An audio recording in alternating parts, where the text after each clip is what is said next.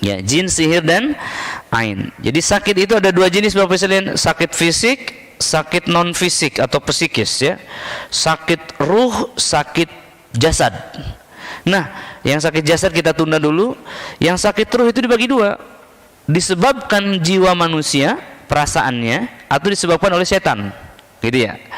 Nah, kalau setan ini dibagi dua lagi. Disebabkan gangguan jin, disebabkan oleh sihir, ada satu lagi, ain.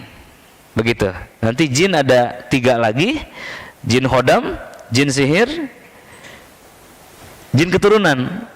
Yang kita bahas hari ini adalah jin hodam itu. Begitu ya Pak Senan. Hodam itu apa? Jin yang diundang. Digunakan untuk apa? Untuk penglaris. Digunakan untuk satpam di rumah. Digunakan untuk main bola tadi, digunakan untuk volleyball tadi. Bahkan di Bandung ada tukang rujak yang pakai hodam, Pak. Saya bilang, berapa penghasilan Bapak tukang rujak ini? Sampai menggadaikan akidahnya menggunakan penglaris. Rugi nggak kira-kira? Rugi.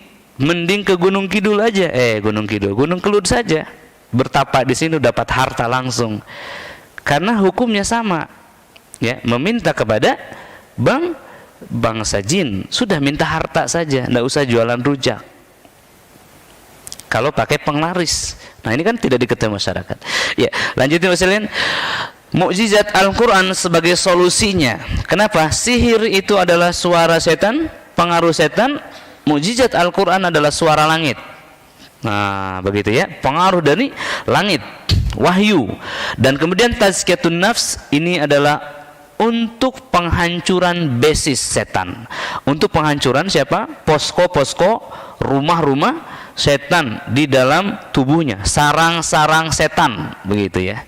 Jadi kalau mau diruqyah saja, kunjungilah klinik-klinik ruqyah atau rumah-rumah rehab. Tapi kalau ingin menghancurkan basisnya, basicnya, ya, rumahnya, sarangnya, di sini tempatnya. Untuk pemahaman awalnya, begitu ya, Bapak. Baik, selanjutnya. Terapi ruqyah syariah di sini dengan ikut 2 hari ini terus menerus Anda seolah-olah sedang diterapi selama 2 kali 8 jam. Kenapa? Syifa ada 4. Salat, Al-Quran, zikir, dan juga ilmu tentang akhirat. Di sini dapat berapa di sini? Dapat ilmu tentang akhirat, juga dapat zikir karena majelis ilmu adalah majelis zikir. Ya, baik.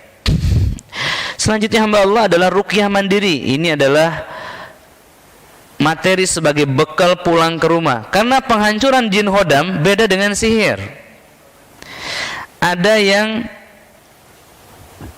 1 jam, ada yang perlu 3 jam, ada yang pernah 30 jam, 35 jam, ada yang 3 hari, Pak, ada yang 3 bulan, ada yang bertahun-tahun, ada yang 1 tahun, ada yang 2 tahun, ada yang 3 tahun, ada yang 4 tahun, ada yang 5 tahun, ada yang 6 tahun. Luar biasa ya, 6 tahun Bapak sekalian. Maka kita perlu apa? Perlu bekal untuk penghancurannya. Kalau begitu Ustaz, saya pergi ke dukun aja biar nggak bertahun-tahun.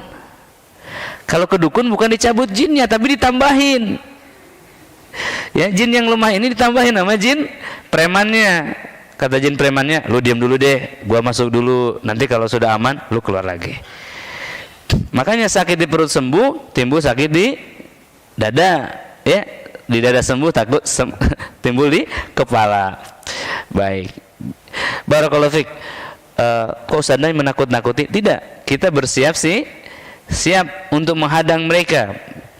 Kalau sekedar mengeluarkan jin dalam 1-2 menit sampai 1-2 jam bisa, tapi menjaga agar dia masuk lagi itu hal yang lain, Pak. Ada ayam masuk, hus, dia lari kan? Ada jaminan dia masuk lagi nggak? Ada jaminan dia nggak masuk lagi nggak? Nggak pernah ada, ya. Maka apa yang harus dilakukan? Kita bangun apa? Pagar. Kalau dari jin kita bangun apa? Bangun apa? Bangun benteng yang goib, yang kokoh, yang nggak bisa ditembus. Kalau bisa jin itu mikir ribuan kali untuk menyentuh rumah kita. Begitu, Pak. Yep. Kalau zaman dulu saya kecil, kalau saya sakit itu dibawa ke dukun, mohon maaf ya, lalu pulang itu dibekelin apa? Pohon, ditanam di tempat sudut. Pohon apa namanya? Laja, atau mungkin sejenisnya. Katanya itu pagar. Keliru. Pagar satu itu bisa menghalang jin? Tidak, tidak bisa. Ada lagi pagar yang lain. Ayat kursi ditempel di pintu rumah. Rumah satu, depan satu, belakang satu. Pintu rumah ada 9 jendelanya. Wah, saya bilang salah ini. Ini ditutup, jendela buka, masuk dia dari situ. Betul nggak? Katanya kan jin takut dengan Al-Quran. Siapa bilang? Jin itu tidak takut dengan Al-Quran. Takut itu kalau dibacain. Kalau orangnya baca Al-Quran, bukan Al-Qurannya digantung. Kalau tidak percaya silahkan gantungkan Al-Quran di situ, yang rame, ya. Jin tetap masuk, Bapak sekalian. Ya, barakallahu fiik, ya.